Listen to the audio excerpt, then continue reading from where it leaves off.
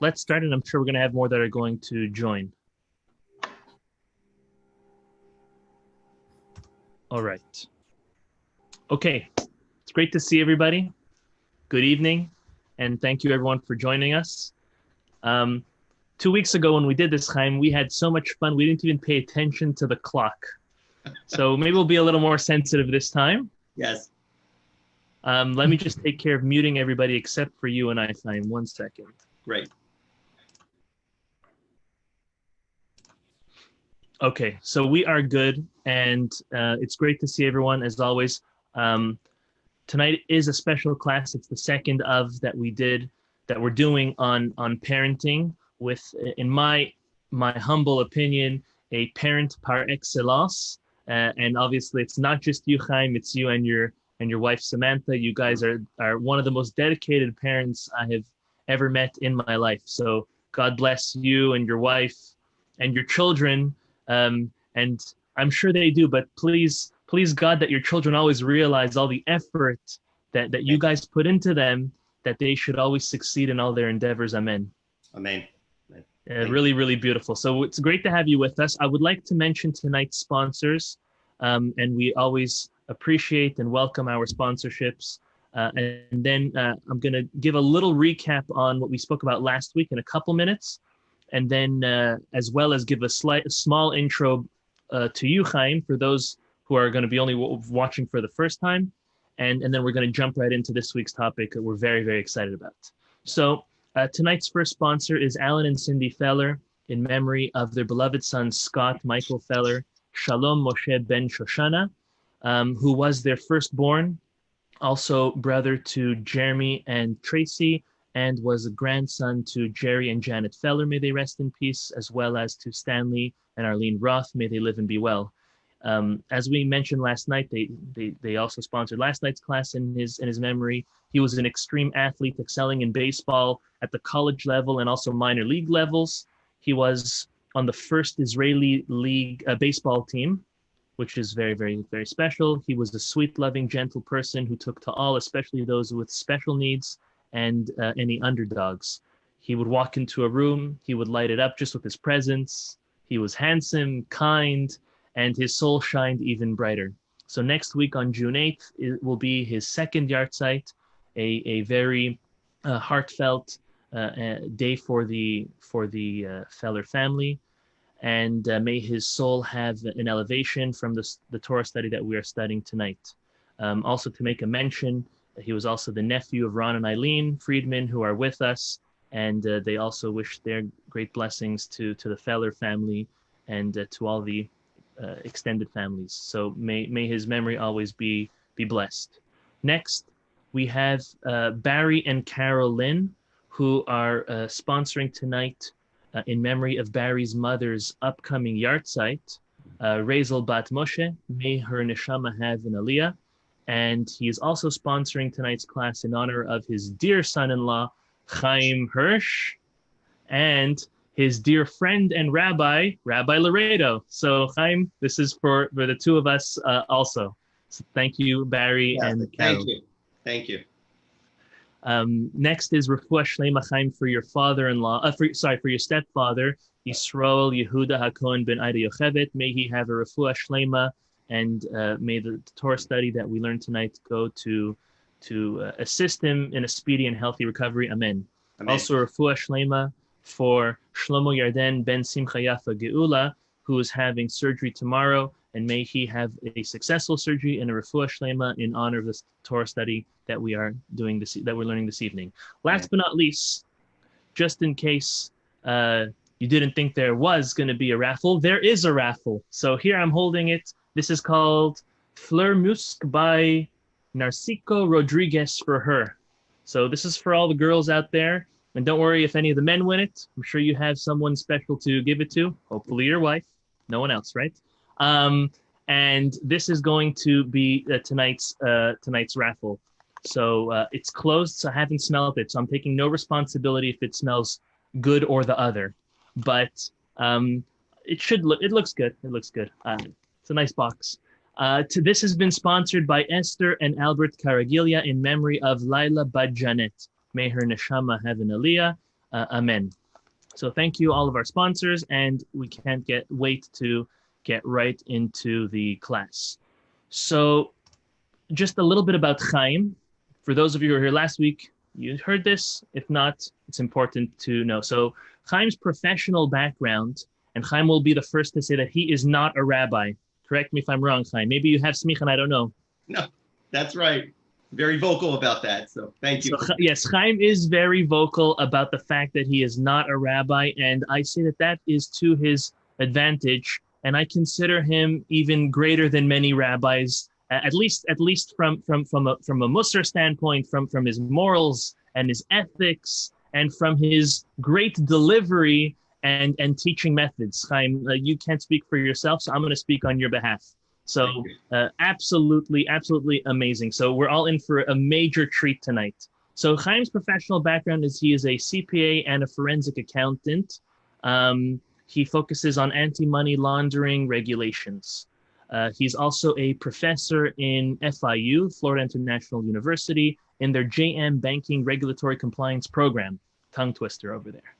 He's also, that's professionally. Community involvement, he is involved in his wife's school, Mizrahi Torah Academy, where he teaches once a week a very special Gedolim class, but he also is involved in the background of the school, giving his amazing intelligence, intellect, and good word, as always. He's also a popular speaker and lecturer in Hollywood for over 20 years at all of the synagogues and all of them. And I coined it, Chaim, this is to my credit, I coined you as the Maggid of Hollywood. The Maggid of Hollywood literally means the official storyteller of Hollywood. Now, yeah, we're in Hollywood, Florida, but I take it like Hollywood, like everybody's got to be watching you on their screens.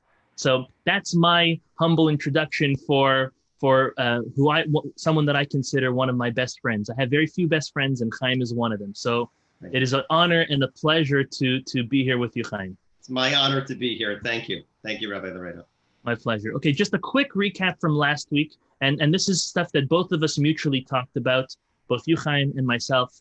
And here were a couple of points. So the first was we started off with the importance of prayer, that we need to pray for the success and the well-being of our children and raising them, praying to God to help us, and also praying God to help them, that they're guided in the right direction. And then we moved on to proceed about the education of successful parenting, that we have as parents an obligation to educate ourselves to be the best teachers, and not only teachers, the best teacher, the best friend, the best role model for our children, raising healthy, happy, proud and confident children. That was the first concept we spoke about. Then we spoke about how successful parenting is based on shalom bayis, on good marital peace at home.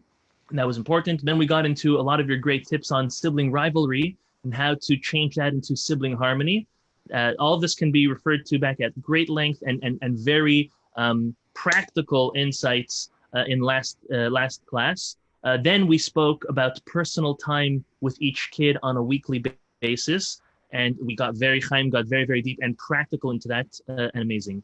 We also spoke briefly about the new month that was coming, Rosh Chodesh Sivan, and the holiday of Shavuot, and we shared a lot of beautiful things about that. And then we ended off with doing one book review, and that was the book With Hearts Full of Love. So stay tuned in this class. Both Chaim and I are going to do book reviews on a couple books this time, based on the topics that we're going to be pulling out as we go. So Chaim, tell me what you had in mind for tonight's class. I know we publicized it, but as an introduction, before we get right into it, tell me what you had in mind to share with everyone this class, which in truth we wanted to share it last time. Yeah, but we didn't see how much time flew. You're absolutely right, Rabbi Laredo. Great recap, and it's great to be here again. And I will tell you, tonight's topic probably is one of my most favorite topics I will enjoy talking about ever. Okay, and there's even a possibility, Rabbi Laredo, I don't know, if we get through the whole thing in an hour, amazing. But there is the possibility that on this one topic within a subtopic within parenting, that we won't even finish in 1 hour, because that's how much there is to talk about it. And that is the topic of the Shabbos Table. And it is probably one of the most underutilized opportunities to create memories, experiences, and customs and bonding experiences between you and your family, your children, your guests, etc. And by way of introduction, I just want to tell you, I heard something last night quoted. I didn't hear it directly, but I heard it from somebody who's an extremely reliable source, who quoted Rabbi Reisman, who, for those of you that don't know, is a Rosh Yeshiva in Torah V'das, the Rosh Yeshiva of Torah V'das. And he said, if not last night, 2 nights, 3 nights ago, very recently, that our children are seeing things right now that we can't even have imagined them have been exposed to. Between the coronavirus, between the rioting, all of these things. And he was saying that the most important thing we need to do right now for our children is be there for them emotionally. And all of the academia that we're all worried about, don't worry about it. It's going to take a second class fiddle right now. It's going to be second fiddle to the most important component, which is that bond and emotional connection that we need to have with all of us, no matter what age they are. This is the time right now because the world is in disarray. Everybody can agree with that. Forgetting about any political affiliation and any commentary whatsoever. The world is in disarray, and our children need an anchor point. There is no better way to do it than the Shabbos Table experience. So I wanted to share that by way of, I guess, from a Das Torah perspective, something that I heard quoted yesterday. And I thought, how timely, because tonight's topic is literally the Shabbos Table experience. And again, just by way, we're going to have a whole bunch to talk about. But if you don't have a plan, unfortunately, we have all seen it, myself included. So I don't want anybody to think that Chaim Hirsch's table is perfect, that the family is the Brady Bunch, that everybody does this perfectly every week. Every week is a learning experience and a time for improvement and opportunity. And all of the things that we're going to talk about tonight literally have been developed over years. And they're not, you don't have to do these things. I'm just sharing with you what I have found works well, and I hope will work well for everybody else. So I guess that's a short little introduction. There's a lot more to talk about, even as an intro. But well, Chaim, on that topic, Chaim, I want to say that when I do come over to your house for a Shabbat meal, which I'm very insulted. It's been like 3 months since I've had an invitation. I'm expecting one pretty soon, by the way. It does seem to me like the Brady Bunch. It does seem like it runs perfect every single time. So, what were you saying? Yeah, I was going to say phase 3. In phase 3, when they open things up, that's when you come back. So we're in phase I hope it's not another 3 months. No, I can't wait that long. Hopefully not.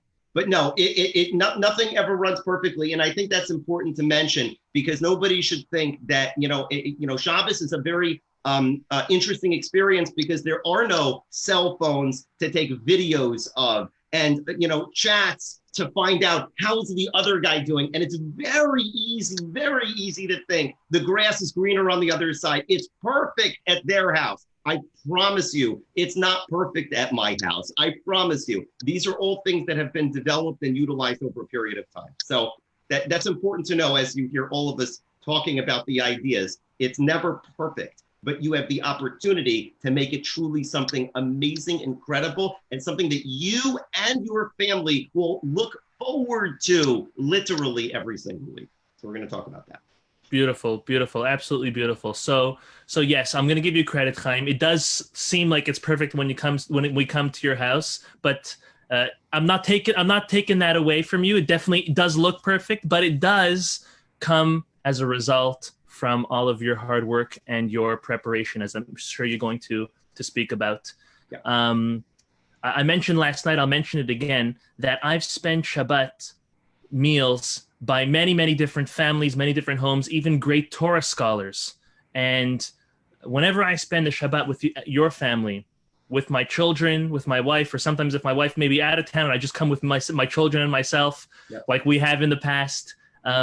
We truly look forward to that experience, and as I said last night, it is actually a greater experience than spending it with almost anyone else, because of what I see and what my children experience and what I experience, it's something that even in the greatest Torah sages' homes at their meals is something that we're not able to experience. So I just want to let you know, Barry's on mute now, but Barry did extend the invitation to anybody that wants to come to your house for a meal. He said to contact him directly. And Chaim is so amazing that him and Samantha, his wife, will have absolutely no problem with that.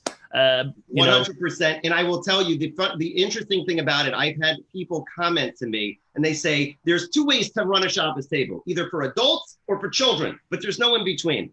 And I told them, I said, I humbly disagree with you, because I've literally had, and I won't mention names, but I've literally had a Rosh Yeshiva at my Shabbos table engaged literally the same way that my 12-year-old, 5-year-old, and 7-year-old were engaged with. So if there are ways, and we're going to talk about the practicality of all of that tonight, to literally have Rabbanim, lay people, and by the same token, not just the Rosh Yeshiva, but people who are still learning about Judaism, who don't know anything, having them engaged with the children, and both parties are interested. So we're going to talk about all of that. There is a ground that you can facilitate, an experience that you can facilitate, that where everybody is enjoying themselves, the adults, the children, regardless of backgrounds. We're going to talk about all of that, how to do that tonight.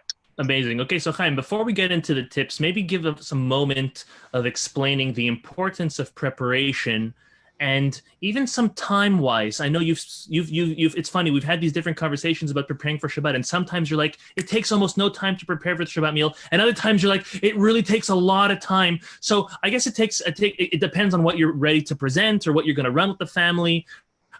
Or how seasoned you are in preparing the meals. Give us, if you may, please, give us a little bit of the importance, why it's so important for us to prepare, and the difference between preparing for the Shabbat meal and compare, like, what we should do as husbands while our wives may be doing other preparations. Go for it, Chaim. Absolutely, and there's so much on this topic, and believe it or not, half of what we're going to talk about is not actually the Shabbos table, but the preparation leading up to the Shabbos table. Because, as they said at G.I. Joe many years ago when I was growing up, knowing is half the battle. Okay, that was their slogan. So if you know this information, learning this is literally half the battle. The first thing you have to ask yourself, the first question, what is the goal? What do you want to get out of the Shabbos table experience? What do you want your family to get out of the Shabbos table experience? Now, everybody has to answer that question for themselves, but I'll tell you what my answer is, and you're welcome to use it and adopt it for yourself. But these are my answers. I want it to be meaningful. I want it to be fun. I want the guests, the children, my wife, myself, to look forward to coming back next week. I want them to anticipate it. Now, if they learn something by chance, if they learn something, there's a lesson that they gain from it, then I'm already over. Then I'm already above and beyond. Lehavdil, to make this comparison, you have to be so careful to make a comparison like this. I ask everybody here, we all go on vacations. What do you do, and what do you want to get out of your family vacation? Most people will answer, well, I want to have experiences. I want to create memories. And I'm going to plan it out, because if I'm going to spend the money on this vacation, if I'm going to take my family, to Disney World or to a beach resort and get on a plane or even drive for 4 hours, whatever it is, I want there to be memories. I dare say to you, the Shabbos table experience should be tenfold of that. So therefore, when you start thinking about what you want to get out of your Shabbos table, you want to create memories, you want to create customs, you want to create bonding, you want it to be an experience that the children love, that they take those traditions and hand them on to their children. And so all of that requires preparation, because very few people go on vacation with young children or even with adult children and just say, we're going to wing it. If I'm spending all this money, I'm going to get my experiences out of this. I'm going to make sure I take the photos where I need. I'm going to get my money's worth. So I'm going to prepare. The first thing you need to do, anything worthwhile needs investment. Anything in life needs investment. The Shabbos table needs investment. I heard, quote, an investment of time, okay, not to be confused with money, an investment of time. I want to be very clear that I heard in the name of Rav Pam Zatzal, who is the great Rosh Hashiva of Torah Vidas as well, ironically talking about Rabbi Reisman, didn't plan that together. But Rav Pam said, would your wife forget to prepare the meal? Would she forget to prepare the chicken or the gefilte fish that I know Rabbi Laredo loves so much? Or please, the Chaim, please. Don't get my mouth watering up. Or the chicken soup or the dessert. Would she forget to do that? So if she's not going to forget to cook, you can't forget to prepare a Devar Torah or prepare, as I'm now going to extend it, an experience. You can't forget because she's not forgetting the food. You can't forget the experience. If you come to the Shabbos table completely cold turkey, you're already behind the 8 ball. You need to set some time aside. Now, there can be varying degrees. At the beginning, plan for half an hour preparation time, plan for an hour. And I'm going to tell you how to prepare and what to do.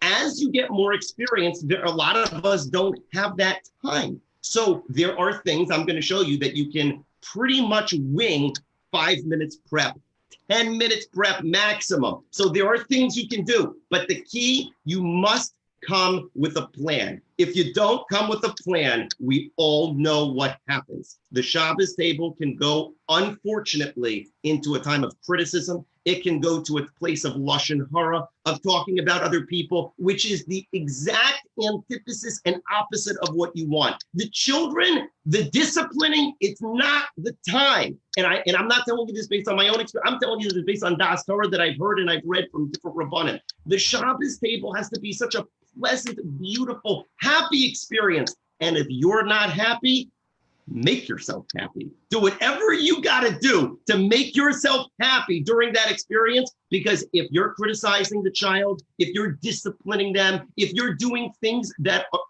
nothing you do is going to go in. It's got to be pleasant. It's got to be beautiful. It's got to be happy. The environment has to be right. Okay. I'm on the topic of happiness. Maybe you want to share with everyone, maybe you're even wearing them, what your cufflinks on Shabbos look like. So I'm not wearing them. You were so nice to gift me a pair as well. I could go grab them if you want. Maybe towards the end. I want to be sensitive to everybody's time. The cufflinks that I wear specifically on Shabbos are literally emojis of smiley faces. And I do that on purpose because the children know the motto. Shabbos is not a time to create. It's a time to celebrate. It's a time to celebrate. And there's so much depth to that line. And I didn't coin that phrase because the 39 malachas, the 39 categories of work is all about creation. And the Shabbos is the time that we're recognizing Hashem is the one in charge. We're going to talk more about that in a little while, what you're trying to get across. But you got to be happy. It's a time to celebrate your intimate time with HaKadosh Baruch Hu, with Hashem. Now, I also want to share with everybody, at the beginning of this journey of you transforming your Shabbos table experience, you as the parent, whether you're the mother or the father, whoever's taking on this role or doing it together, will be doing the prep because if you're going to make it, you've got to do it. But I'm going to share with you something unbelievable. Unbelievable. If you do it consistently, your children will start on their own without you asking them to do it. We'll start coming up with ideas and start doing things to prepare what to do with the Shabbos table without you even asking them. They're going to start mimicking you. So the ironic part to this is, yes, you're going to have to do a lot of the work, all the work at the beginning for weeks and weeks and weeks. And in my case, it was years and years and years. And only recently, and it's not every week like this, but I see my children say, you know what, Daddy, how about if we do this? What if we do that? And all of a sudden, I'm like, wow. They literally go in and they're doing the prep.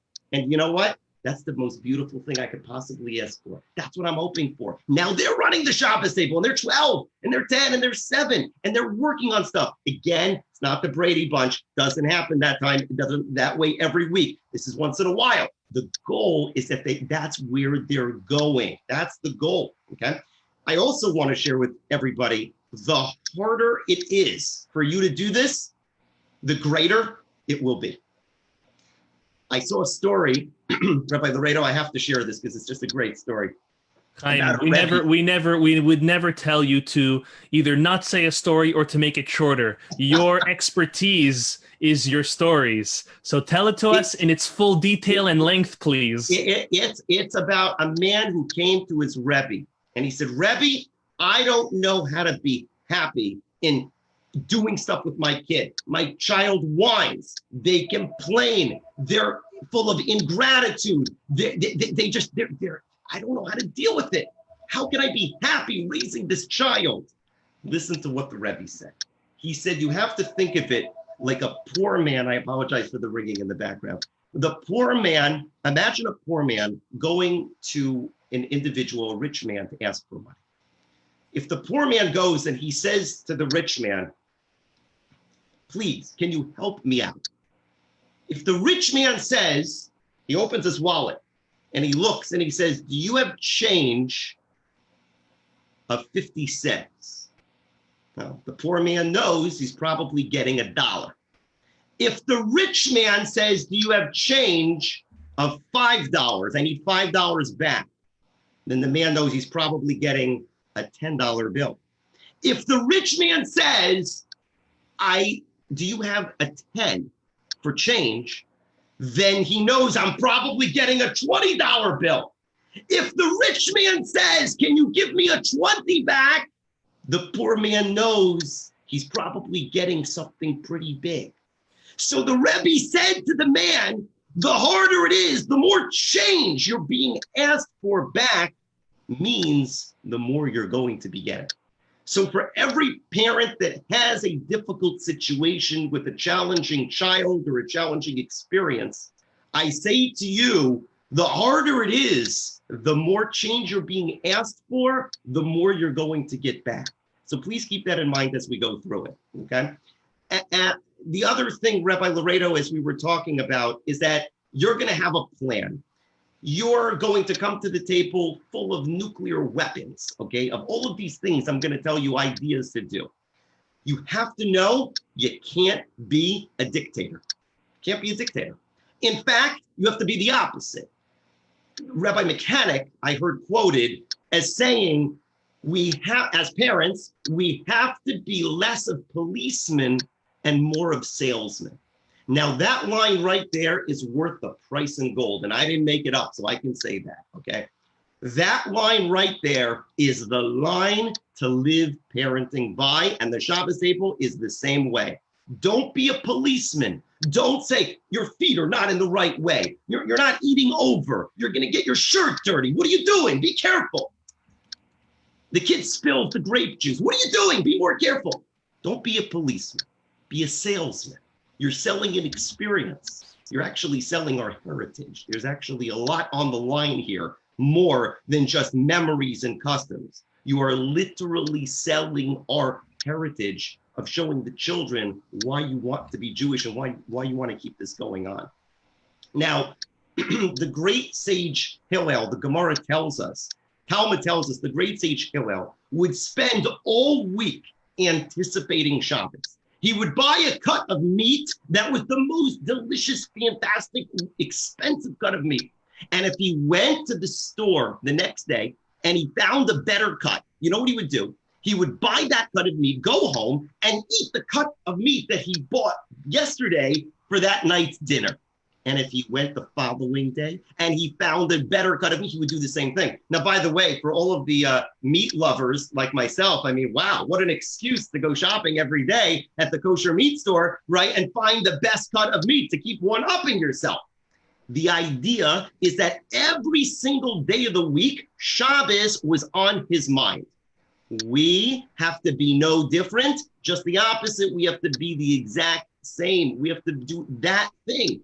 Every day, there should be some sort of preparation, anticipation for Shabbos. The first tip I want to share with everybody is get your family members invested, involved. Have one child make the dessert. And if they're too young, the mother or the father can help them make the dessert. Open some recipe books and say, hey, 10-year-old, 5-year-old, 7-year-old, 12-year-old, what should we make for dessert on Shabbos? Ooh, nobody ever asked their opinion on that. Now they have a say in the matter. Now they're invested. Ask another child, you can help me make the challah. Maybe we'll braid the challah together. What a beautiful experience. Now Shabbos comes, it's been on their mind for 1 day, 2 days, 3 days, 4 days, however many days. And now everybody, that child is thinking, I can't wait for dessert. I made it. I can't wait for the challah. I made it. They're invested before you even sit at the table. They are there emotionally. And that's one of the first keys. It's the preparation during the week.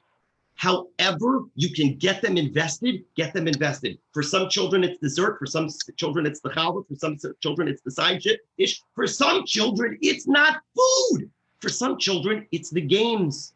Call them up. We're going to talk about what games to play, how to play games. Ask them, hey, what's your favorite game? What do you say we turn that game into a Torah game on Shabbos? We're going to talk about how to do that, okay? Get them invested. Maybe have them make a picture. Hey, what type of picture do you like to make? You like making elephants? You like drawing? What do you like doing?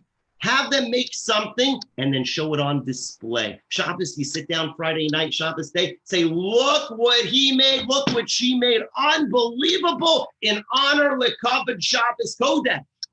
And all of a sudden, whole experience has changed because now it's not a meal. Now it's an experience. Now I'm invested. Now I'm there. I'm invested. Okay. So that is one of the biggest keys of preparation, and to share with you, Rabbi Laredo and my father-in-law and mother-in-law are on. We started doing something just a couple of weeks ago. How amazing this was. And it wasn't something I thought of for a long time. It just came to me. My in-laws had been home. So I said to my children, I said, guys, why don't we make a care package for Bobby and Zadie throughout the week? So every day, when you have a moment, the free moment, make a picture. And here's a bin. We'll have a bin and start putting stuff in. Every day, the kids did something. They drew a picture. They wrote a note. They made up a food item and put it in the bin. Erev Shabbos, we drive over to my in-laws' house. Hand them this bucket, not a little pack, a big bucket. For the kids, it was the anticipation highlight of the whole week because they had been working on it the whole week. They had been invested. And did it take a lot of time? No, it was like 5 minutes here, 5 minutes there, but throughout the week. However you can get your family involved for Shabbos before Friday night comes is the way to do it. Take a little creative thinking, and that's how to do it. Before we move on into the actual ceremony, one final piece that everybody needs to know, especially with young children. Obviously, this is going to vary if you have more older children or you have adults at your table versus young, small children. Let me start with the young, small children. We all know small, young children have a very short attention span.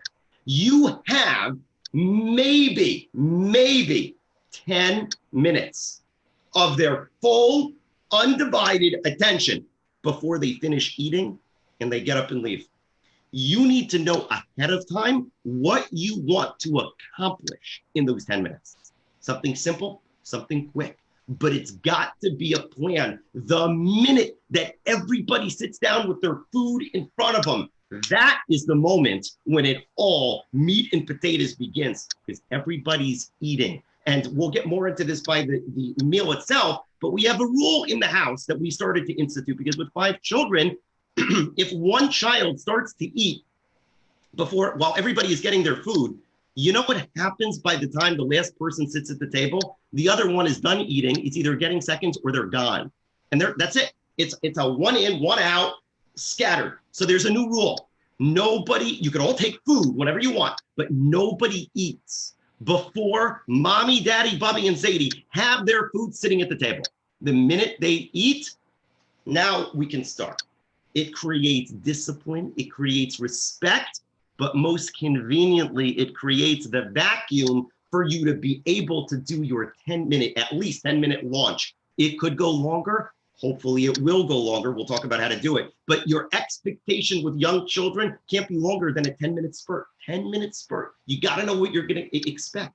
As they get older, yes, you can expect the 30 minutes, the hour and a half opportunity to come. And the more you're into it, the more your children will be into it, and the more you'll have that bonding experience. So with all of that, Rabbi Laredo, I think unless you want to talk more about preparation and stuff like that, we can start talking about the Friday night actual experience and what we do. We're going to walk through step by step what we do. Perfect. What an amazing intro. L'chaim. Water, it's not vodka. It's okay. Amazing introduction for preparation. Nothing to reiterate besides for me agreeing with everything so perfectly put. Maybe what I'm going to do for everyone is just give them a basic outline of what the meal looks like, and then we're going to repeat that while we go through it with your tips and your pieces of advice, activities, as we're soon going to see, your questions, you're involving not only the children, but like you so proper said, all the adults and even guests. So we'll go. There's a couple different orders. There's really one order, right? Chaim, you and I were speaking about this. There's just one variable which may jump around based on your tradition. So I'll mention it when we get there. But practically speaking, the opening of the evening, Friday night when we come back from the synagogue, or if we pray at home, if now especially that may be somewhat common, we open up with Shalom Aleichem. It's a beautiful song that's sang. I was reading earlier today that Shalom Aleichem was actually written, I believe, in the 17th century by a great Kabbalist. We don't know who the author was, but it was a great Kabbalist in the 17th century who authored it. And the whole idea of this song really plays off of a piece of the Talmud. The Talmud in Masechet Shabbat, page 119b. We're not too far away from that, right, Chaim? That's right. In Daf Yomi. So the Talmud tells us that, and this is an amazing piece of Talmud, and it's so deep, it's so powerful, and we're going to see how true it is.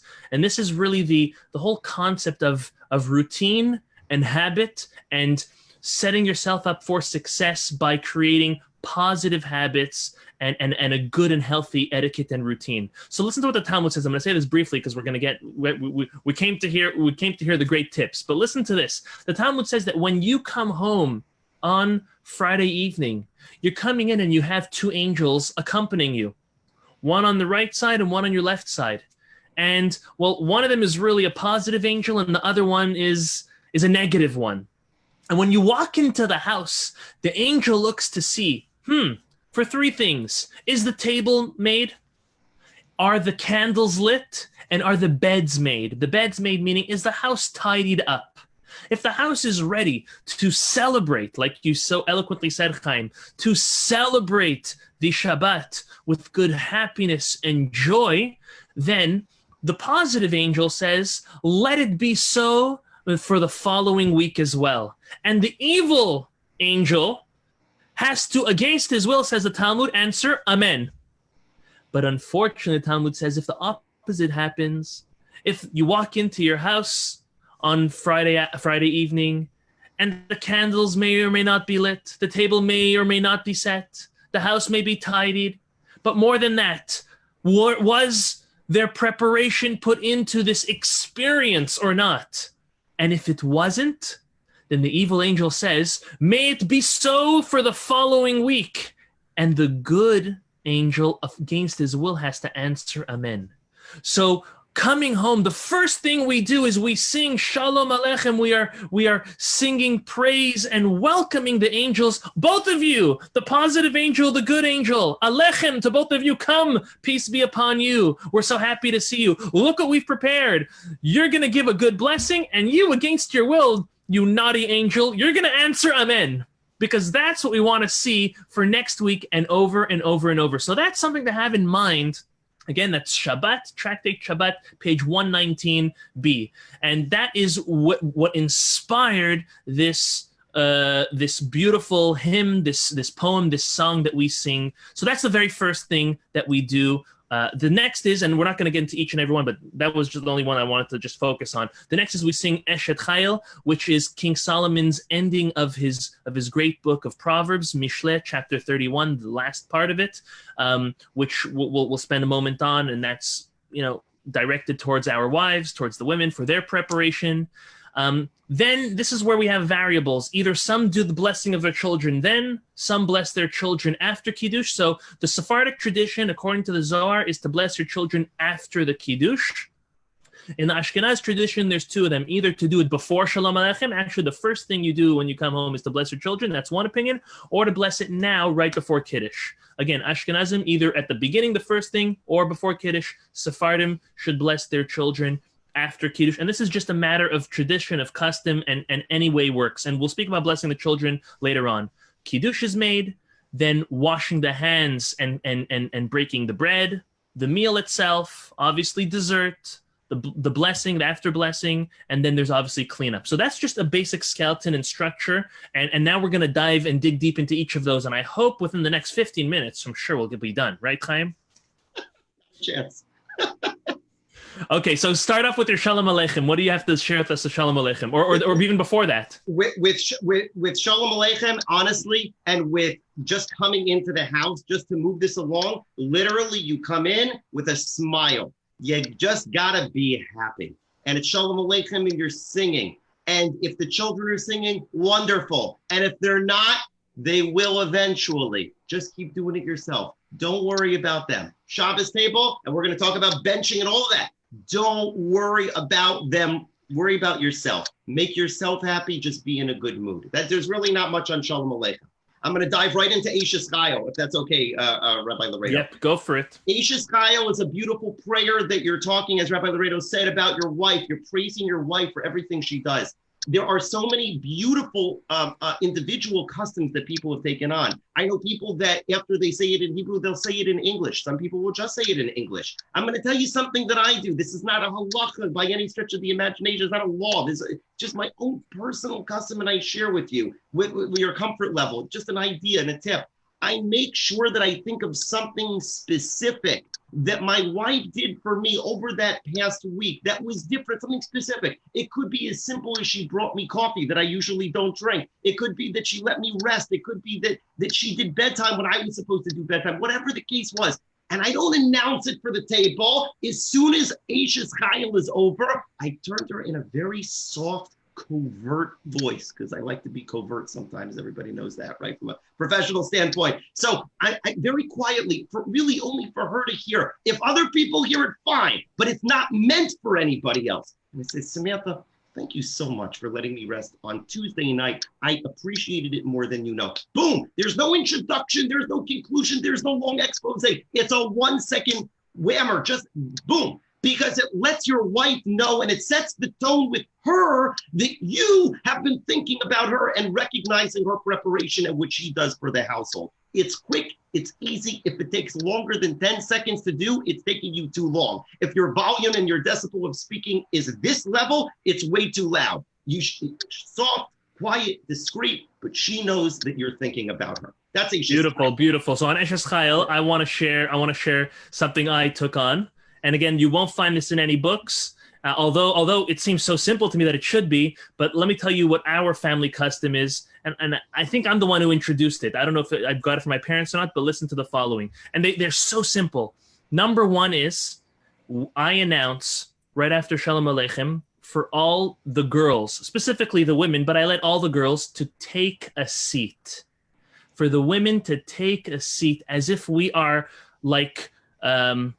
I don't want to say on guard, but performing, let's put it that way. We are like performing and singing to them the song of Eshet Chayil. It's like a show of the royalty is taking a seat and we are singing our piece. So that is something which any woman that comes to our Shabbat table, whether they are frequent guests or first-time guests, even my daughters, right? All girls, married or not, they take a seat for Eshet Chayil while the men sing the beautiful song. That's number one. Number two is, and this is very important, this also transcends just the praising, this may be even on a romantic level, to look your wife in the eyes while you're singing Eshet Chayil. Now, to do it the whole time may be impossible. You may not know it off by heart. There may be other things going on. It is quite long, but at least for a good moment where there's a connection of the eyes between both during this so special time of Eshet Chayil is something which is very, important to make, and to not let up on that opportunity. So between the looking in the eyes, that eye connection, and if you would like to invite your wife or the women in your household to take a seat, and that beautiful just turning and whispering or saying it in a private manner, something's very special you appreciate for. These are great tips to make Eshet Chayil just more than a beautiful song, and some sing it in a very opera way or a beautiful way, but it's more than that. It's turning it into, again, an opportunity and a very special experience. Moving on to the next time. And Rabbi Laredo, that's perfect. And everybody should appreciate all of this that you're doing, coming home in a good mood, singing Shalom Aleichem in a good mood, telling your wife this 5-second thing. Don't downplay these things, because these are the backdrop, the bedrock for a successful meal, because you're going to get, and if you're not in a good mood, do it, because it's going to make you in a good mood. And if your wife is angry at you, it happens to me. Yes, it happens. No, that never happens, Chaim. That never happens. Please. If she's angry at me, you know what? It will help alleviate it. So that we give these tips. It's setting the backdrop. And this is a perfect transition into the children's brachas. Now, here's the deal. What happens for the children's brachas? They come over, you give them this bracha in Hebrew or in English, and they go and they sit in their seat. No. That's only what you're required to do. But here's the extra part to make it so meaningful. Before you utter a word of the Hebrew, pull them close to you, give them a hug, and whisper in their ear for nobody else to hear. Rachel, Jake, Donnie, Gavriel, Arya, whoever they are that you're talking to, those are the names of my children. Rachel, I am so proud of you. This week, I noticed 1, 2, 3. Jake, when he comes over separately, I noticed this week how you shared with your brother when you didn't want to. I noticed with this child, you were about to get so angry, but you didn't. You held yourself back. To this child, the way you prepared for Bubby and Zayden. To this child, you said a bracha earlier today on that apple out loud. I am so proud of you. Nobody hears this except them. You bring them close, you whisper that in their ear. Again, just like Eshet Chayil, 5 seconds, 10 seconds, come prepared, know what you're going to tell them. Kiss them on the head, then give them the bracha. They go to sit down, they feel like $1,000,000. So now what have you done? You've made your wife feel good, you've complimented her. You've made your children feel good, you've complimented them. Everybody's coming to the table invested because of the preparation that they've done. You are on track before you've even said Kiddush to have an amazing experience. Those are the memories they will remember. They're going to remember their father, their mother telling them that they noticed that they did something incredible, positive, that they thought was a run-of-the-mill thing. And a little secret to everybody out here, when you praise something, believe it or not, the child likes to do it again. You know why? Because they want that praise again. So whatever you want them to do, if you've noticed them doing it, save it for the Shabbos table, whisper it to them. I can almost guarantee you they'll repeat it, they'll do it again. But try to pick something new and different every week, and they're going to try to do it. So boom, all of a sudden you've created an environment for your wife and for your children that they're all happy to be there. Flip that, and if you say during Shalom Aleichem, how come you're not singing? Get in your seat. This is not a joke. Get in your seat. If you're not there, you're going up into bed. Come on. What did I just do? What did I do? You turned everyone off. I destroyed it. I didn't even start the meal, and it's over. It's over. It's all about the approach. If you go in happy, if you go in complimentary, sincerely, not lip service, sincerely, and you recognize and you notice, it's about being observant. And I'm not even talking about religion. I'm talking about being observant with your attitude and your mind frame. You're observant of what they do and you compliment them, good things are going to happen, almost guaranteed. Okay, so that's beautiful. I want to say something about the blessing of the children, Chaim, and just to continue off how beautifully you said that. There's 2 things I want. There's maybe 3 things, very short things. Number 1 is you're putting a lot of emphasis on what the man has to do over here. And I want to say, right, with the Eshet Chayil, right, setting with the kids as well. But I want to say that it's an amazing opportunity for the mothers to connect to their children as well with the blessing. The blessing should not only be the father blessing their children, like Chaim said, independently, individually, personalized, but also the children should go over to their mother. And that is very, very special opportunity of connection. I want to share with you what the Sephardic tradition is. And I know Chaim said to give your child a kiss on the head. Sephardics do that too. But this is something very, very unique to Sephardim. And an Ashkenaz can maybe adapt it if it's not too weird. But us as Sephardic children, we kiss our parents' hand.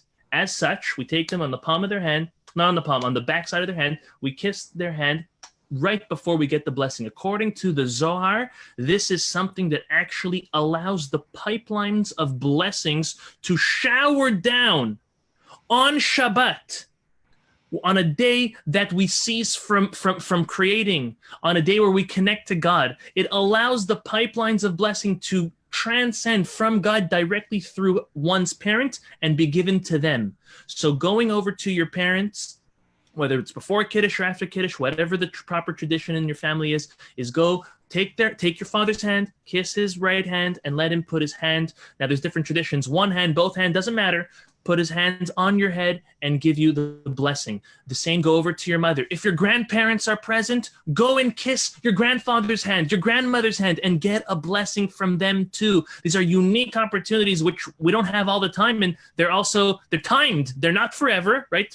Hopefully, and it's the normal course of life that a grandchild outlives their grandparents. So take those opportunities. Don't leave up on them. I know that when I spend Shabbat in Montreal, or when my grandparents come down here to Florida, and obviously the same with my parents, but to go over to my grandparents and to kiss their hands, and especially with my grandmothers, they feel so awkward, like the rabbi is kissing my hand and I'm gonna, what type of blessing can I possibly give you? But I encourage, especially my grandparents, my grandmothers, that your blessing is so meaningful to me, and they hug me and they kiss me and they give such a heartfelt blessing. It's a moment of connection that is it's an opportunity, and hasten that opportunity at that time. So I wanted to say, father, mother, grandfather, grandmother, go over and get a blessing and kiss their hand if that wouldn't be completely awkward for you. Another thing is, I want to address the type of blessing. And playing off of what you said, Chaim, of course, maybe mentioning something, whether it's before the blessing or after the blessing, that's fine. And it's beautiful. Mention something that makes it so meaningful. But I want to tell you something else that makes it meaningful. We all have the standard blessing of the Birkat Kohanim blessing, and that we start off by blessing our sons to be like Ephraim and Menashe, and we bless our daughters to be like Sarah, Rachel, Rivka, and Leah. Sarah, Rivka, Rachel, and Leah. So for the girls, it's the matriarchs, but for the boys, it's not the patriarchs. It's rather Jacob's grandchildren, Joseph's sons. And why the difference? If you come to me and you say you're going to bless your children, who are you going to bless them like, Chaim? Abraham, Isaac, Jacob, maybe Moses and Aaron. Out of all of our biblical characters, no. Menashe and Ephraim, Joseph's sons. Okay, so who? The matriarchs for the girls, these two random biblical characters compared to the main ones. So what's the reason? So listen to a fascinating interpretation. This interpretation has been sent by many, and it's as follows. Take a look at the matriarchs. What type of environment did the matriarchs grow up in? Pretty much a hostile environment, an environment which is contrary to the Torah philosophy and the Torah way, one that lacked dignity and morality and consciousness. So we bless our daughters to go out into a world where it may be chaotic. It may not always feel as cozy and comfortable like it is at home, but to go out with that confidence, just like our matriarchs emerged from even a very hard and rotten place and were successful in being the matriarchs of our nation. Look at Abraham, Isaac, and Jacob. They did. Abraham, he broke out of it, but Isaac and Jacob already grew up in great environments. But what's unique about Menashe and Ephraim? They were born and raised by their father and their mother, Joseph and Osnat, in a foreign land, away from everyone. Do you know that they grew up, they only had themselves. They had unity, they had camaraderie, they had peace between themselves, to the point where when the younger one was given the choicest blessing by their grandfather Jacob, the older one did not blink his eye. Because they grew up, and Jacob saw, wow, how can my grandchildren grow up in a foreign land, so to say, disconnected from the source of Torah. And that's how we bless our children, because the world is a crazy world. The world has its hard times, but as parents, what we do is we try to prepare that foundation for them to go out to succeed. So that's why we specifically bless for those two, Menashe and Ephraim, our sons, and the girls, it is our matriarchs. Last but not least, after we make that generic blessing of the matriarchs or Menashe and Ephraim, and then we go and we do the Birkat Kohanim, the Kohen priestly blessing, even if you're not a Kohen. After that, and this is kind of similar like what you do, Chaim, and I'm going to incorporate what I do and what you do, is give them a personal blessing. You know that your child wants something or wants to achieve something, go somewhere, do something, succeed in something. Bless them with it. Bless them with health, with good health, with success, something that they want to accomplish. And it should be private, and it should be to them, and it should be with your hand on them and your mouth close to their head or close to their ear. Make this a meaningful experience, because it so is. So between the kissing of the hand, kissing their head, blessing them, personal blessing them, and then telling them, noticing, like you said, Chaim, something special that they did, that they overcame, they worked on that week, is a recipe for success. Go for it, Chaim.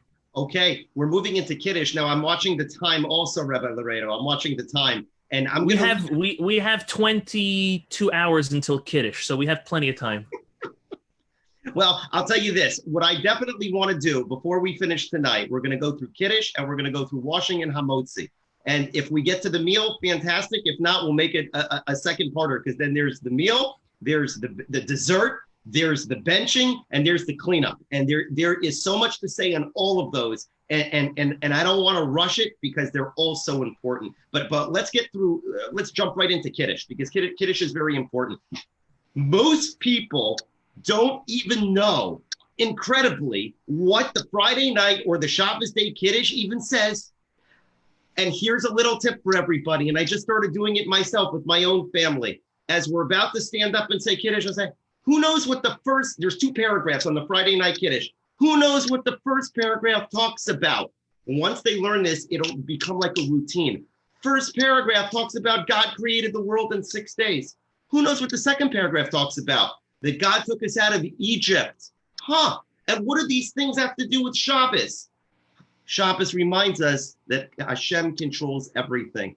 First paragraph, God created the world in 6 days. Second paragraph, God showed the whole world through taking us out of Egypt, that he controls everything. That's the whole point of Shabbos. Let's make Kiddush. Boom. In those 15 seconds, and you get everybody interactive. And yeah, the first time you do it, everybody's going to be like, oh, that's interesting. And the brain cells are going to be clicking. And you might even explain all of that during a weekday. So at least it's a time for them to process and understand. So by the time you stand up, it's literally a 1, 2, 3. What's the first paragraph of Kiddush? God created the world. What's the second paragraph of Kiddush? God took us out of Egypt. What does that have to do with Shabbos? Hashem controls the whole world, and that's what Shabbos is all about. Boom, let's say Kiddush. Now, everybody knows what you're saying, and they have the backdrop that Shabbos is about knowing God controls everything in the world. Now, I make Kiddush, and what is the typical thing that happens with almost every family with young children as you pass around the grape juice?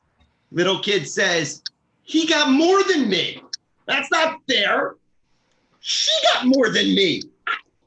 Daddy, that's not right. I need to get more. Okay. The first time this happened, I was very annoyed, because I'm thinking to myself, you guys are very ungrateful, because we're letting you stay up. This is an adult opportunity. Wrong approach. Here's the approach I started taking. It literally has done wonders in my house. Here's the tip. I tell them, and I told them ahead of time, guys, there's a rule. If you say, I noticed that one got more than me, I'm happy for them that they got more than me. Well, I have no choice but to give you more. You're happy for your other sibling that they got more than you. Well, that I have to, you have such a great attitude. You're happy for your sibling. I have to give you more. And so now it is a game at my house. For after I do the Kiddush, everybody looks, who got more, and then the kids say, I'm happy for Donnie that he got more than me. I'm happy for Russell, she got more than me, Daddy. Wink, wink. I'm real. And then I go around, they all know, 1 refill per person, and everybody goes home happy. Interestingly enough, incredibly enough, my 10-year-old on his own, I didn't even say this, said, Daddy, I learned that there's a there's a Talmud, there's a passage in the Gemara that says that if you're happy, if you ask for somebody else to get something, you get it before they do. So he said, I want that one. I want Rachel. I want Donnie to get more than me. So now they're literally saying, sharing, they're caring, they're helping each other, they're happy for the other. And literally it's a training ground for them saying, I'm happy for the other one that they got more than me. It literally absolves the pain, the fighting, the sibling rivalry. It literally dissipates it. And I tell everybody very openly, we have a rule in our house.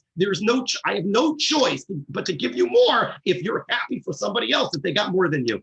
And literally it changes the dynamic. So now, to recap, you've put your wife in a good mood. You've put your children in a good mood. They've had some sugar with the grape juice. They're happy for the other children. Everybody knows what you did with Kiddush. You are ready to go. We move into the washing. Rabbi Laredo, are we good to go with the washing? Let's do washing and challah, and then we'll continue the rest another time. Okay, perfect. We go to do the washing. The minute I finish washing, unfortunately, in many places, it becomes an eerie silence and almost an awkward silence. And it allows sometimes opportunities for one kid to bother the other kid, to be spaced out, to get in a bad mood. It allows for dead time. I don't like dead time. I try to use every moment in a positive way. The minute I finish washing, I start humming a tune. Any Jewish tune you like, start humming it. Nine, nine, nine, nine, nine, nine, nine, nine, nine, nine, nine, nine, nine, nine, nine. And I defer to Rabbi Laredo, who I've spoken to about this, whether it qualifies as a separation. Rabbi Laredo, you'll correct me if I'm wrong. Humming, there is no problem with humming, right? No problem. It's no words are being said, and it gets us in the mood, in the good mood. And all of a sudden, I start humming a tune, and I'm into it, and everybody else starts humming with me. And all of a sudden, that dead time is transformed into a happy, everybody's smiling, everybody's singing without singing the words, and it's all beautiful. Now, it takes time. Everybody's washing, I'm singing, not actually singing, but humming, and everybody's in a good mood, and everybody's getting into it. If they're not into it, that's great, that's fine, don't worry about it. You concentrate on yourself. Sit down, I lift up the challah, I say the hamotzi, I cut it, and now is your moment to shine. You know why? Because nobody else can talk, and only you can talk. If you don't fill that void with something positive, meaningful, educational, and fun, you've lost an opportunity. Here's what you do. This is where the prep comes. You offer a mini Devar Torah multiple choice answer that nobody either will know the answer to, better if the children actually know it, because then they're going to be more invested. So it's even better to do something that the children know. And I'm going to give you one that you could use it this week at this Shabbos table. I'm going to give you an example and the advantage to doing this. I'm cutting the challah. I've got everybody's undivided attention. Some people may crack a joke. That's fine. You want to crack a joke? I used to ask trivia questions about random things. You know, why is an iceberg so deep? Random things. But I learned over the years how to transform it. And this is the tip that I offer you. As you're cutting the challah, it's got to be quick. It's got to be simple. You've got to know it cold. But this is it. I'm going to cut the challah and I'm going to say the following. At the end of this week's parsha, you could use this. Still, please plagiarize this, okay? At the end of this week's parsha, Parshas Naso, it talks about the 12 tribes, the leaders of the 12 tribes, each offering the same exact identical sacrifice. How many times does the Torah repeat it? Once, 6 times, or 12 times? And I'm cutting. Again, for everybody. The last topic in this week's Parsha talks about the tribal leaders offering the identical sacrifice to God for the inauguration of the Mishkan. How many times does the Torah say it or repeat it? Once, 6 times, or 12 times? Well, I don't know if anybody knows the answer. You don't have to know the answer. You have to just guess. And I say, everybody gets a piece of challah, and you guess. I hand out the piece of challah, and then this one says, my 5-year-old whispers in my ear, Daddy, what's the answer? And I whisper back to him, 12. And then he says, the answer is 12. And then this one says, the answer is 12. And this one says, and my father-in-law will purposely say the answer is once, even though he knows the answer is not once. And he'll do it to engage the conflict, if you will, and the drama, which is fantastic. And that's what you want. And you say, and the answer is, drum roll, the answer is 12. Gavi, the 5-year-old, got it. Hooray. 12 is the answer. Now, I'm doing something extremely secretive that everybody may not appreciate. After you've enjoyed that little experience, of course, some people are getting up, they go to the bathroom, they go prepare the food. A lot of chaos happens the minute the challah is taken, right? It's a great time to very casually launch in to say, gee, if it was all the same exact sacrifice, why does the Torah repeat it 12 times, again and again and again, if it's the exact same thing over and over? Why is that? That seems so strange. And, we'll have a little discussion. And I'll say, you know what the Ramban says? Nachmanides tells us the reason the Torah repeats it again and again and again, even though it's the exact same thing, is to show you the value that God places on every person's intention, because everybody's intention is different. And God appreciates what you do, even if it's the exact same act, even if it's the exact same davening, the exact same challah cutting, the exact same bracha that you make, your intention is different. God appreciates everybody's individuality. And suddenly everybody's, oh, wow, that's very interesting. So what did I do? Let's recap, and I'm going to explain to you why I did it that way. I prepared a Devar Torah ahead of time that has a quick, impactful lesson that everybody can walk away with and say, that's interesting, and that made me feel good. That made me feel good to know that God cares about what I do as an individual, even though I'm just one of a whole bunch of people that do the exact same ththing. I'm learning the same Daf Yomi that Rabbi Laredo was learning. But guess what? God cares about my intentions and my acts the same way he cares about him individually. That's why the Torah tells you again and again and again and again, Torah doesn't waste words. So what have I done? Now this is very important. What have I done? I have said over a Devar Torah in a fun way. And most importantly, the first thing I did, I cut the challah. I have come out of the gate. Literally, everybody just heard a Devar Torah. There's no reason to wait until the end and bang and say, hey, we didn't do a Devar Torah yet. Who's got a Devar Torah? Done. You did a Devar Torah. Everybody learned something. The 5-year-old feels like $1 million because he knows the answer. Doesn't matter whether he got the lesson or not. He knows the answer. He feels good. And everybody is now ready to move on into the fun experience of the Shabbos Table experience. So what have we done? Now, the meal, I will tell you, Rabbi Laredo, I know we're basically out of time. But so No, we're never out of time. Don't worry. For everybody to appreciate, this is literally the first part. Okay. Now, everything that we said can't be minimized and can't be glossed over. It'll fly by in minutes. But there's so much beauty there. The preparation of Shabbos, the complimenting of your wife, and you got to prepare these things ahead of time. Don't wing it. Write it down on a little note card. You remember, it'll make it go so much smoother. Take the 5 minutes, literally. Say something to your wife, say something to your children. Say that thing about the Kiddush. Have a short Devar Torah, and you can find them in so many places for free on these, emailing lists. And Rabbi Laredo can give you a list of places. I can give you a list of places to get these short Devar Torahs. Turn them into a trivia question. Ask the trivia question in a way that nobody's embarrassed. Everybody's excited. And then next time, whether it's next week or whenever we do this the next time, Rabbi Laredo, we're going to talk about all of the things you can do during the meal itself. Don't underestimate the meal.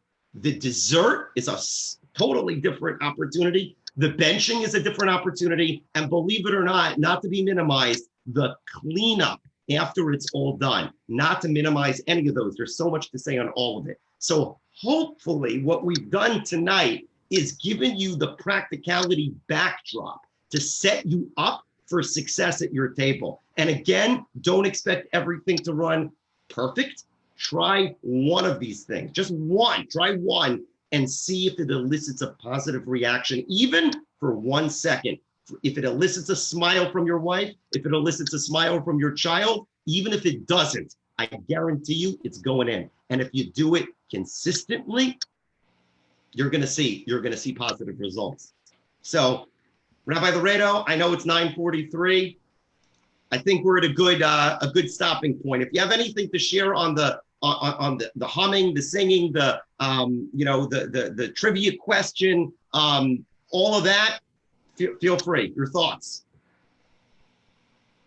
No, I loved it. I loved it. Nothing more to add. Really perfect. I think it's a great pre-meal and getting into the meal, because as you said, next week we will continue, if that works with your schedule. Yep. And we're going to get into the meal with all of the games and the stories and the practicalities and the tips and the involvement, as we are very eager and anxious to hear. But I think that tonight we've really learned how to set, as you said so perfectly, setting ourselves up for success. So Chaim, bli neder, the both of us are going to prepare a super quick outline of the tidbits that we so far discussed this evening on the preparation and the first part of the meal. We're going to, this is part one, and then next week we'll do part two.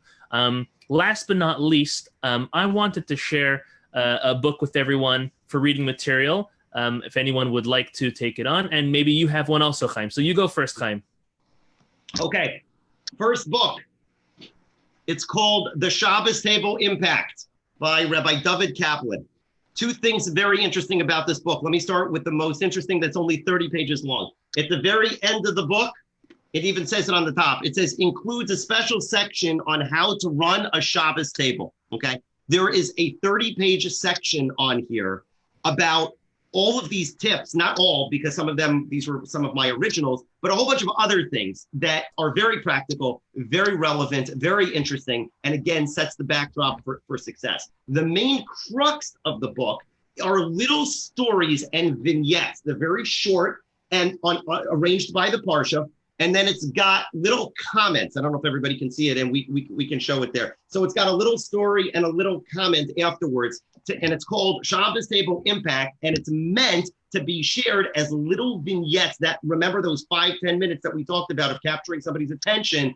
It gives you that opportunity, plus with the 30 pages in the back to run the Shabbos Table experience. So it's great material, but I will tell you, next week, as we get into the meal, there will be plenty more books, not so much on how to run the table, but tools that you can use at the table. And they're going to be things like What If and Beharevna. We'll talk about them next week. But for tonight, we'll talk about this, because the Shabbos Table Impact, and we can give you the link to get it out there. So it's very beautiful. Relevant. Yeah, Rabbi David Kaplan, I know him personally from Or Sameach, from Eretz Yisrael. Amazing. Yeah. I think he wrote 4 or 5 books preceding this book. This is his most recent book. I have it also.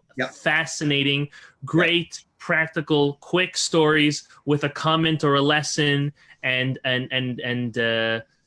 I highly suggest it. Yes, amongst the books you see in my background and wall to wall in this room, I have it also. It's right over there. I'm not going to get up and get it, but it is amazing. So great one that you shared. I want to share one that's more general about parenting.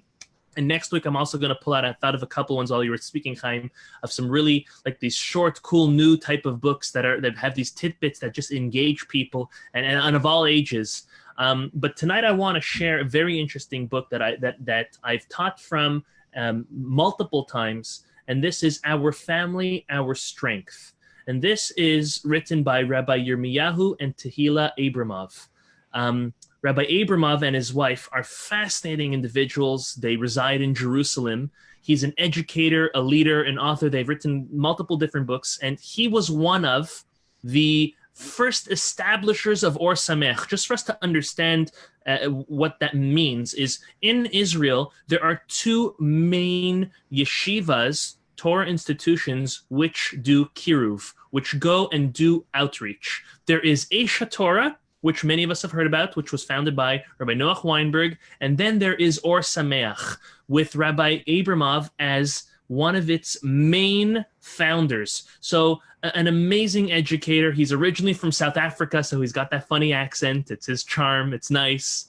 And he also is the founder, and this is how I know Rabbi Abramov personally. He's also the founder of a fascinating program called Ner Le'elef. Ner Le'elef means a candle for 1,000, which is a world center for Jewish leadership training and community outreach programming.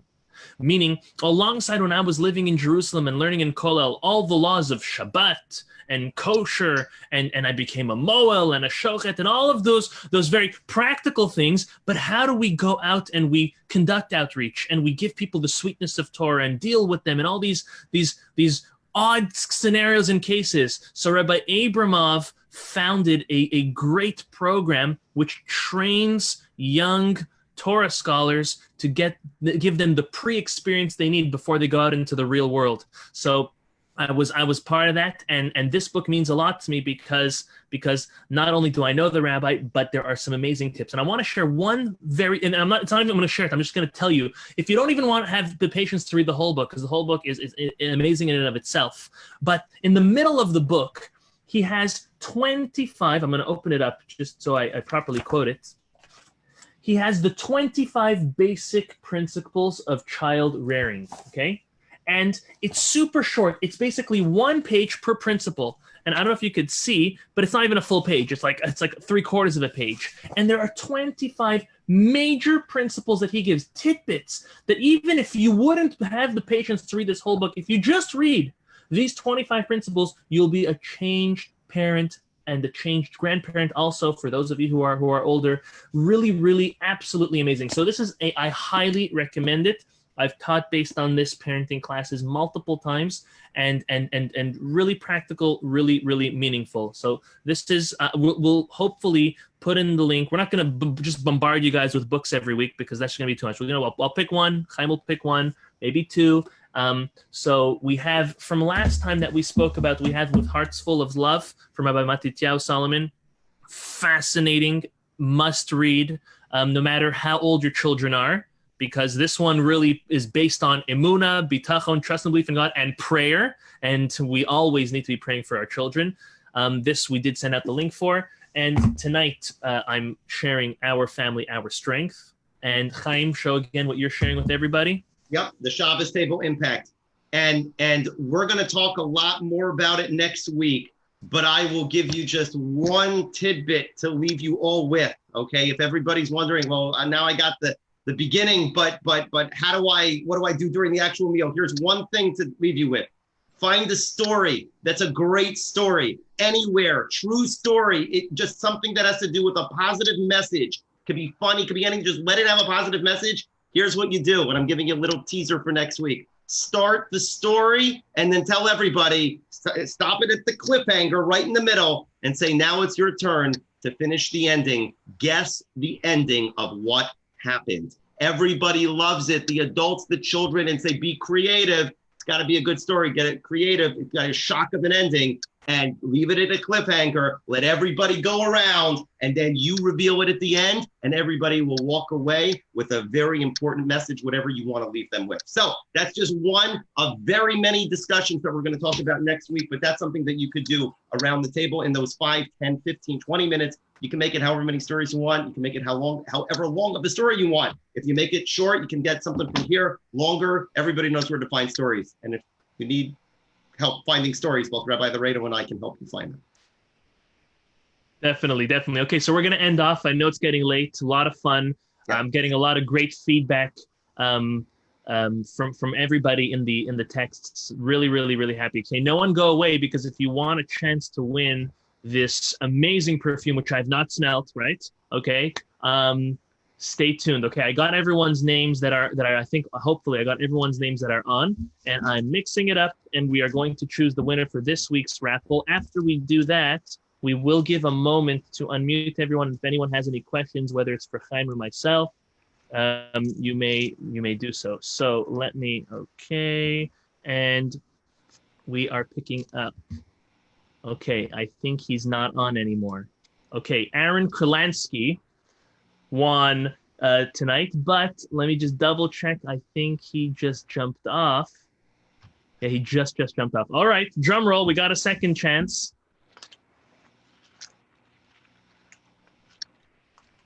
Okay. We have Karen Elfasi. Let's see, is Karen Elfasi on? She is. All right, let's unmute her. Mazel tov. Are you in Canada? We can hear you. All right. So big. Hi. There we go. Where do you live in Montreal? I'm from Montreal, yeah. All right. So we'll figure out a way to get it to you. Mazel tov. Mazel tov. Thank you so much. Thank you. My pleasure. My pleasure. Thank you again to all of our sponsors. Very meaningful. And if anyone has any questions, Chaim has a couple more minutes, and so do I. So let me allow anyone to unmute themselves. Give me a moment.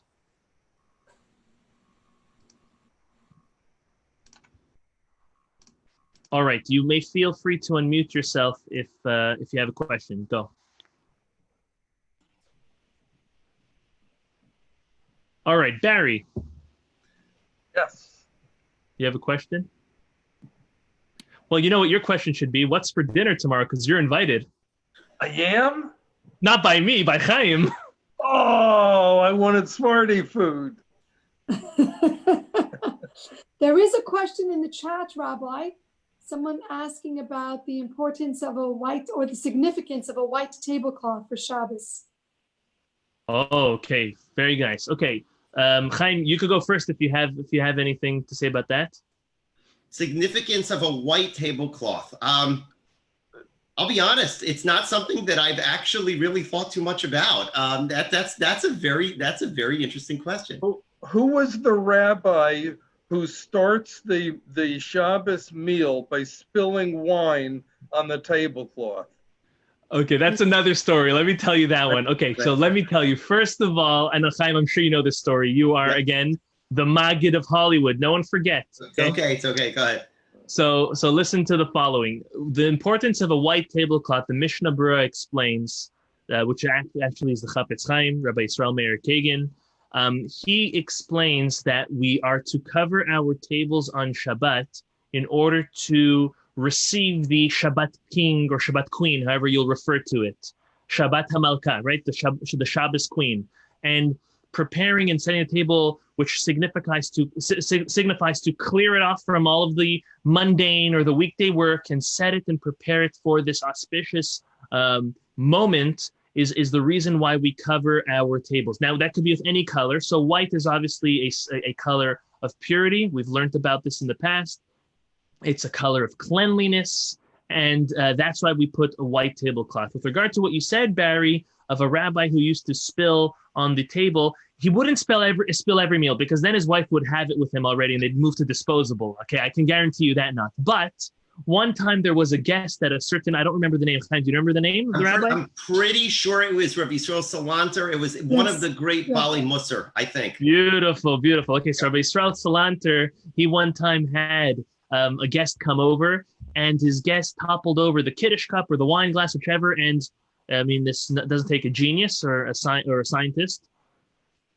A grape juice or a red wine on a white tablecloth equals a stain, equals embarrassment. So right after that individual toppled his over, he, boom, just knocked his over as well and say, oh, don't worry, the table must be flimsy or something, or must be rocking.